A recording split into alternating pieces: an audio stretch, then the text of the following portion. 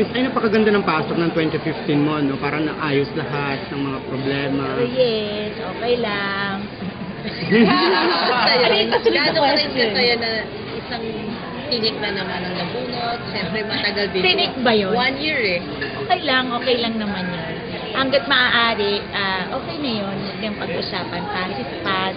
Lahat tayo ay be positive. Okay. Pero masaya ka.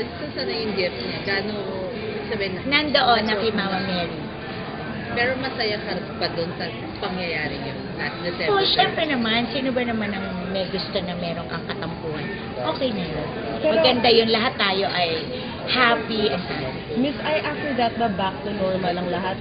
Or medyo syempre may mga adjustments? Hanggat maaari, sinabi ko na ayoko ng pag-usapan. For this Christmas wish ka. Be happy on your birthday and be happy with your life. Okay, thank you. Thank you. Yan ang